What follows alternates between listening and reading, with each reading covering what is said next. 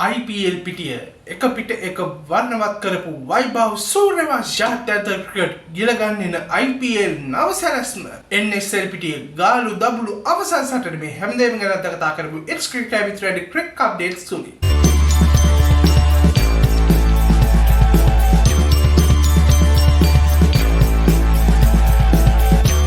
පිළිගන්න ක්‍රිකට් ලෝලිය ඔයගොල්ලෝ හැමෝම දිනේ දින උණුසුම් වෙන ක්‍රිකට් පිටියේ නවතම තොරතුරු අද දවසේදී ඔබ වෙත රැගෙන ඉන්න රැන්ඩි සූදානම්. ඉතින් IPL තරගාවලිය ක්‍රියාත්මක කරන PSL තරගාවලිය ඊයේ දිනේදී විවේක දිනයක් බවට පත් වුණා. අද සිටේ යලිත් වතාවක් තරග සියල්ලම පැවැත්වෙනවා. ඒ වගේමයි IPL පිටියේ ඊයේ දවසේදී ඓතිහාසික වාර්තාවන් රැසකින් පිරී ඉතිරී ගියපු දිනයක් බවට පත් වුණා. ඒ වගේමයි ශ්‍රී ලංකාව තුළ NSL පිටියේ අවසන් මහා තරගයේ මේ වන විට ගාල්ල සහ දබුල්ල කණ්ඩායම් අතරේ පැවැත්මින් තිබෙනවා. ඉතින් මේ වගේ කවරතුළු රැන්ඩි ඔබ වෙතට රැගෙන එන්න සූදානමින් ඉන්නවා. කතා කරමු ඊයේ දිනේ IPL තරගාවලියේ තොරතුරු පිළිබඳව. විශේෂයෙන්ම ඊයේ දිනය IPL තරග ඉතිහාසයේ විශේෂතම දිනයක් බවට පත් වුණා. ඒ අවුරුදු 14ක් වයස ඇති වෛභව සූර්යවංශීගේ සුපිරි දස්කම් නිසා රාජස්ථාන් රොයල්ස් කණ්ඩායම මෙවර තරග වාරයේ සිය 3 වන ජයග්‍රහණය තමා මුහුණ දෙන දසවන තරගයේදී ලබා ගැනීම සමත් වීම. මේ තරගය පැවැත්වුණේ රාජස්ථාන් රොයල්ස් කණ්ඩායම සහ ගුජරාට් ටයිටන්ස් කණ්ඩායම් අතර. මේ තරගය පැවැත්වුණේ ජයපුර්හි සවායි මන්සිං ක්‍රීඩාංගණයේදී.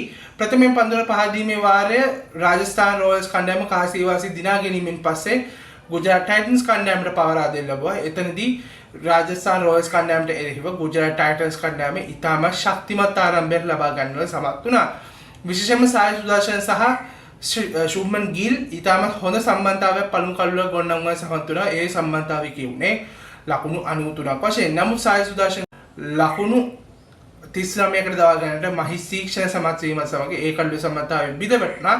එතනින් පස්සේ අංක 3 පිටිකරුවා හැටියට පිටියට පිවිසුණු ජොස් බට්ලර් හා එකතු වී ශුභ්මන් ගිල් ඉතාමත් හොඳින් ගුජරාට් ඉනිම ගොඩනංවන්න සමත් වුණා. මෙතනදී ජොස් බට්ලර් ලකුණු 50ක් වාර්තා කළා. ඔහු ඉනිමේ අවසාන පන්දුව වෙනතුරු කළුල්ලේ රැඳී සිටියා ගුජරාට් කණ්ඩායම වෙනුවෙන්. ඉනිමේ ඉහළම ලකුණු ලාභියා බවට පත් වූ ශුභ්මන් ගිල් පන්දු 50කදී ලකුණු 84ක් වාර්තා කරන්න සමත් වුණා. ඒ අනුව නියමිත පන්දුවර 50 අවසානයේදී ගුජරාට් ඉනිම කියුනේ ලකුණු 209ක් කඩලු 4කට වශයෙන්. පන්දුවේදී ඊයේ දවසේ සාර්ථක පන්දුවෙන්න බඩපත් වුණේ මහිස් තීක්ෂණ. මහිස් පන්දුවර 4 නිමා කරලා ලකුණු 35කට කඩලු 2ක් වාර්තා කරමින් ඊට අමතරව සංදීප් ශාම ලකුණු 33කට කඩලු එකක් දාගත්තා. ඒ වගේමයි ජොෆ්රාච් ලකුණු 48කට එක් කඩලු දාගන්න සමත් වුණා. වනිදු මේ තරගයේ තුල තමන්ගේ පළවෙනි පන්දුවාර තුන ඉතාමත් හොඳින් ක්‍රියාත්මක කළා. විශේෂයෙන්ම පළවෙනි පන්දුවාර තුලට ඔහුට ලකුණු 14ක් පමණ ලබා ගත්තේ. නමුත් ජොස් බට්ලර් අවසානයේදී වනිදුගේ අවසන් පන්දුවාරයට දැවැන්ත ප්‍රහාරයක් එල්ල කරමින් ලකුණු 25ක් එම පන්දුවාරයේදී ලබා ගැනීමත් එක්ක වනිදු සිය පන්දුවාර 4 නිමා කළේ කඩලු නොමැතිව ලකුණු 39ක් ගුජරාට් කණ්ඩායමට ලබා දෙමින්. ඒ අනුව රාජස්ථාන් කණ්ඩායමට හිමුණු ඉලක්කය ලකුණු 210. මේ ලකුණු 210 ඉලක්කය හබා යන්නේ පිටිට පිසුණු ගුජරාට් පන්දුවලන් ඉදිරි ක්‍රියාත්මක වුණු රාජස්ථාන් පිටිකරුවන්ගෙන් ගුජරාට් පන්දුවලට කිසිදු සමාවක් ලැබුණේ නැහැ. විශේෂයෙන්ම ඉන්දීය යෝන් බලාපොරොත්තු දෙකක් බාට පත් වෙන ක්‍රීඩාවේ වෛභව සූර්යවංශී සහ යශස්වි ජයස්වාල් මනාව ඉනිමේ ආරම්භය ලබා ගන්න සමත් වුණා. මේ ඉනිමේ වැදගත්ම කාරණේ බවට පත් උනේ 14 හැවිරිදි වෛභව සූර්යවංශීගේ පිටිගන්නේ. වෛභව ඉතාමත් දරුණු ආකාරයේ ප්‍රතිප්‍රහාරයක් ගුජරාට් පන්දුවන්නට එරෙහිව ලබා දුන්නා. අවසානයේදී වෛභව සූර්යවංශී පන්දු 38ක් තුළ ලකුණු 101ක් වාර්තා කරන්න සමත් වුණේ. 4 පහර 7ක් සහ 6 පහර 11ක් එල්ල කරමින් පන්දුවන්නන්ට කිසිදු කරුණාවක් හෝ සමාවක් ඔහුගෙන් ලැබුණේ නැහැ. ඊයේ දවසේදී වෛභවගේ මේ ශතකය IPL පිටියේ වාර්තා රසක් බිඳහන ලද ශතකයක් බවට පත් වුණා. විශේෂයෙන්ම IPL තරගාවලි ඉතිහාසයේ වාර්තා වුණු වේගවත්ම ශතක අතරේ දෙවන ස්ථානය ගන්නට මේ ඉනිම සමත් වුණා. පළමු ස්ථානයේදී තියෙන්නේ රොයල් චැලෙන්ජර්ස් බැංගලෝර කණ්ඩායමේ ක්‍රිස් ගේල් 2013 වසරේ පූනේ වොරියර්ස් ඉන්දියා කණ්ඩායමට එරෙහිව පන්දු 30කින් වාර්තා කරන ලද ශතකය. ඒත් එක්කම මේ තරගවාරයේදී අභිෂේක් ශර්මා විසින් පිහිටවා තිබුණු ඉන්දියානුවෙකුගේ වේගවත්ම IPL ශතකයේ වාර්තාවල් වෛභව තමන්ගේ නම ඉදිරියේ සටහන් කරගන්න සමත් වුණා. ඊට මනා සහායක් ලැබුණා විශේෂයෙන්ම යසස්වි ජයිස්වාල්ගෙන්. ජයිස්වාල් පන්දු 40කදී නොදවි ලකුණු 70ක් වාර්තා කරා. රියාන් පරාග් වැඩ බලන නායකයා වශයෙන් පිටිට පිවිසෙයි ලකුණු 32ක් නොදවි වාර්තා කරන්න සමත් වුණා. වයිභවගේ මේ ශතකය ඔවුන්ට මනා පිටිවහලක් වුණා. විශේෂයෙන්ම අපි දැක්ක පහුගිය තරග තුනේදීම ඔවුන් අවසන් පන්දුවාරවලදී ලොකුවට ස්ට්‍රගල් වෙනවා ඩෙත් ඕවර්ස් වල බැට් කරන්න ගියාම. ඉතින් ඒ රිස්ක් එක සම්පූර්ණයෙන්ම අනිත් පැත්තට හැරුණේ මේ වයිභවගේ සුපිරි ඉනිම නිසාවෙන්ම.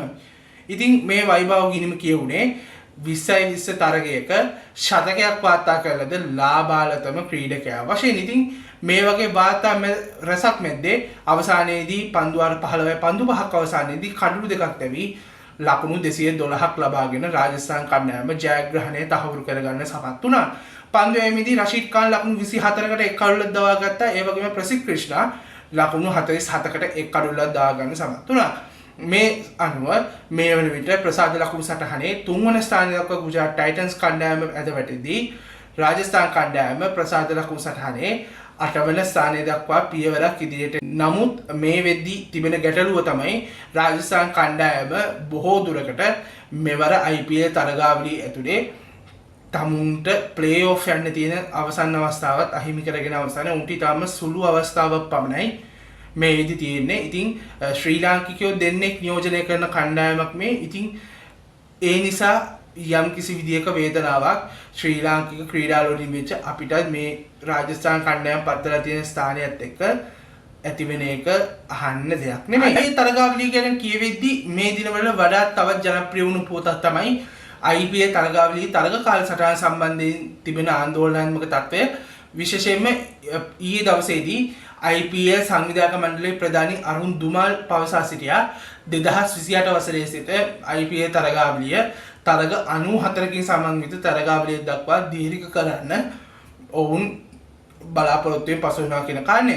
නමුත් ඔවුන් මෙතනදී සඳහන් කරපු කාරණේ තමයි මේක 2025 වසරේ ඉඳලම ඔවුන් ක්‍රියාවට නංවන්න උත්සාහ කරමින් හිටියා. නමුත් මේ තරගාවලියට එකතු වෙලා ඉන්න ස්ටේක් හෝල්ඩර්ස්ලා එහෙම නැත්නම් විවිධාකාර පාර්ශවකරු හවුල්කරුවෝ මේ තීරණයට එතරම් කැමැත්තක් දක්වන්නේ නැති බව. විශේෂයෙන්ම තරග 94ක් ක්‍රීඩා කරනකොට ඩබල් හෙඩර්ස් එහෙම නැත්නම් එකම දිනයක් තුල දිවා රාත්‍රී තරග දෙකක් පැවැත්වෙන දින කිහිපයක් මීට වඩා යෙදෙනවා. ඉතින් ඒක ඔවුන්ට සාමාන්‍යයෙන් මූල්‍යමය අතින් ලැබෙන ප්‍රතිලාභ අඩුවන මට්ටමක් දක්වා බලපාන්න පුළුවන් කියන කාරණේ නිසා මේක තරමක් පස්සට ගියපු කාරණයක් බව අරුන් දුමාල් පවසා සිටියේ. ඒ වගේමයි ඔවුන් වැඩිදුරටත් සඳහන් කරපු කාරණයක් තමයි මේ තීරණය ගැන තවදුරටත් සලකා බලන්න අවශ්‍යතාවයක් තිබෙනවා. විශේෂයෙන්ම මේ තරගාවලිය ඇතුලේ අපි දන්නවා ජාත්‍යන්තර ක්‍රිකට් තරග කාලසටහනට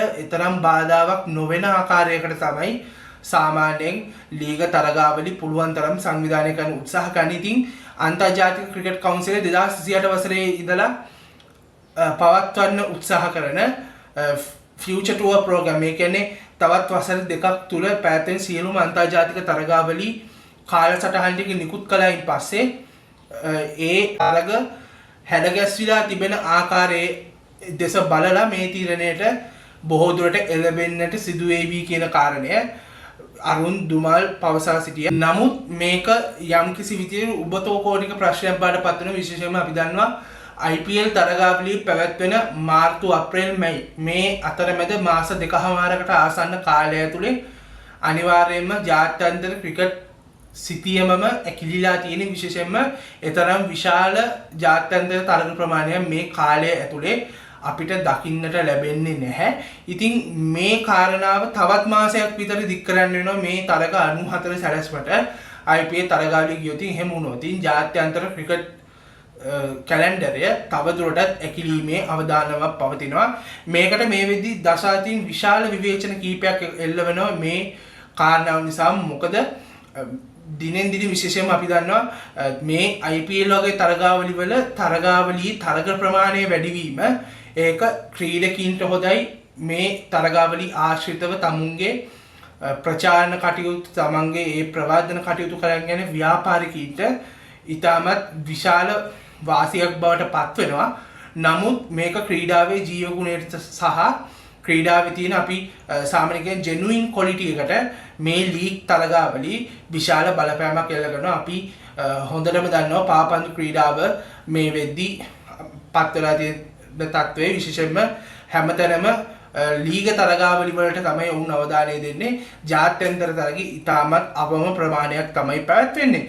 ඉතින් විශේෂයෙන්ම මේ වගේ තැනක අපි දන්නවා ලීග තරගාවලි වල මේ ක්‍රීඩාවේ ජීවගුණය සම්බන්ධයෙන්ුත් ඇතැම් තැන්වල ගැටලු ඇති වෙලා තිබෙනවා. අපි ඒක පහුගිය දවසක පාපන්දු ලෝකයේ ඇතුළත දැක විශේෂයෙන්ම පැවැත්වුණු කොපා ඩෙල් රේ තරගාවලිය එල් ක්ලාසිකෝ තරගයේ විශේෂයෙන්ම බාර්සෙලෝනා සහ රියල් මැඩ්රිඩ් අතර තරගයේදී ඇලෙක්සැන්ඩර් රුෂ්ඩෙව් ඉතාමත් කලහකාරී විදියට හැසිරෙන පටන් ගත්තා. ඉතින් මේ වගේ ක්‍රීඩකින්ගේ විනය සම්බන්ධයෙන් ලොකු ගැටලු මතුවෙනවා. මේ වගේ මේ මුදල් මත්තෙම නැහෙන ක්‍රීඩකින් පරපුරක් හැදුනට පස්සේ ඉතින් ඒ තියෙන නරක පූර්වාදර්ශය ක්‍රිකට් ක්‍රීඩාවට නොගෙනෙන්න සහ ඒ බලපෑම අවම කරන්න බොහෝ දුරට ජාත්‍යන්තර ක්‍රිකට් කවුන්සිලේ තරගවලට වැඩි අවස්ථාවක් සලසා දෙන්නට අවශ්‍යයි. මේක ඊට පස්සේ අනෙක් ලීග් තරගාවලි වලට බලපාන විශේෂයෙන්ම LPL, PSL, MCL, Big Bash වගේ තරගාවලි වලට මේක දරුණු විදිහට බලපානවා. ඉතින් ඉන්දියාවේ මේ තීරණයට සරලවම කිව්වොත් බොහෝ දුරට මිශ්‍ර ප්‍රතිචාර තමයි ලැබෙන්නේ. නමුත් රැන්ඩි පවුත්කලිකව හිතන්නේ ජාත්‍යන්තර ක්‍රිකට් තරග කාලසටහන අකුලා දමනවට වඩා මේ පවත්වාගෙන යන ආකාරයෙන් IPL තරගාවලිය පවත්වාගෙන ගියොත් ඒක ජාත්‍යන්තර ක්‍රිකට් වලට කරන විශාල ඊගැනීමක් ලබා දෙන තැනක් බවට පත් වෙනවා කියන එක. එවිට ශ්‍රී ලංකාවේ NSL පිටියේ අවසාන තරගයේ මේ වෙද්දි ක්‍රියාත්මක වෙනවා. ඒ දබළු කණ්ඩායම සහ ගාල්ල කණ්ඩායම අතර මේ තරගයේදී කාසී වාසී ජයග්‍රහණය කරපු දබළු කණ්ඩායම ප්‍රථමයෙන් පන්දුවට පහළ දීමේ වාරයක් ගාල්ල කණ්ඩායමට ලබා දුන්නා. මෙහිදී ගාල්ල කණ්ඩායම පන්දු වර 96 පන්දු දෙකක් අවසානයේදී සියලු දෙනා දෙවි රැස් කළ ලකුණු සංඛ්‍යාව 370ක් ඕසත ප්‍රාන්දු සුපිරි ශතකයකින් ගාලු කණ්ඩායම ඉහළටම තබද්දී දිනේෂ් චන්දිමාල් ලකුණු 80කින් සහ සන්තෝෂ් ගුණතිලක ලකුණු 39කින් ගාලු ඉනිම ශක්තිමත් කළා. පන්දු යැවීමේදී විශිෂ්ට පන්දු යැවීමේ නියුතුරු මොහොමඩ් ශිරාස් ලකුණු 92කට කල්ලු 4ක් දාගත්තා. ඒ වගේම අකිල දාංජය කල්ලු 2ක් දාගත්තා. ඉනුක කරන්නාගොඩ සමිදු විජේසිංහ සහ විශ්ව ප්‍රාන්දු කඩුළු 1 බැගින් දවා ගන්න සමත් වුණා. මේ වෙලට සිය පළමුවෙනිම ක්‍රීඩා කරන දබුල්ල කණ්ඩායම කඩුළු 7ක් දෙවි ලකුණු 255ක් වාර්තා කරගෙන සිටිනවා.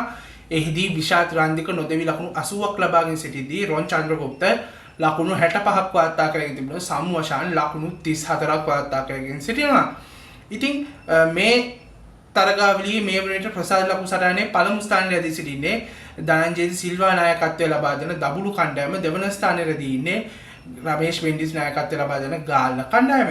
ඉතින් හදිස්සිය හෝ මේ තරගය ජය පරාජයෙන් තොරව අවසන් වුණොත් බොහෝ දුරට දබුළු කණ්ඩායම මෙවර NSL තරගාවලියේ ශූරයින් බවට පත්වනවා ඇති. ඕස්ට්‍රේලියානු වේගපන්දු යනකුළු ෂේවිය බාට්ලට් මේ වන විට ඇමරිකාවේ MCL තරගාවලිය ඇතුලේ කැදවීමක් ලැබිලා තිබෙනවා. විශේෂයෙන්ම සෑන් ෆ්‍රැන්සිස්කෝ යුනිකෝන්ස් කණ්ඩායමට ඔහුව කැදවන්නට ඒ කණ්ඩායමේ පාලනාධිකාරිය තීරණය කළ තිබෙනවා. මේ අනුව සෑන් ෆ්‍රැන්සිස්කෝ යුනිකෝන්ස් කණ්ඩායමට ක්‍රීඩා කරන සිව්වන ඕස්ට්‍රේලියානු නියෝජනය බවට ඔහු පත් වෙනවා. ඔහුට අමතරව කූප කොනෙලි, ජේක් ෆ්‍රේසර් මැග්‍රෙග් සහ මැතිව් ෂෝට් මේ කණ්ඩායමට මේ වෙද්දිත් ඇතුළත් වෙලා අවසන් ක්‍රීඩකින්.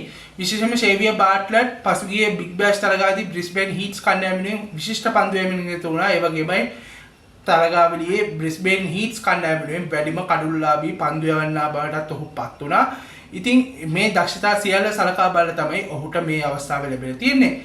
විශේෂයෙන්ම මේ වෙද්දි ෂේවිය බාට්ලට් IPL තරගාවලියේ පංජාබ් කිංස් කණ්ඩායමට ක්‍රීඩා කරමින් ඉන්නවා. ඉතින් ඔහු ඉතාමත් හොඳ ප්‍රොමිසින් ටැලන්ට් එකක්. එහෙම නැත්නම් මතු බලාපොරොත්තු තැබිය හැකි දක්ෂයෙක් හැටියට සෑන් ෆ්‍රැන්සිස්කෝ යුනිකෝන්ස් කණ්ඩායම බලාපොරොත්තු තබා තියෙන නිසා ඔහුව මේ විදිහට කැඳවන්න ඔවුන් තීරණය කළා කියලා මාධ්‍යයට වාර්තා කරලා තිබුණා.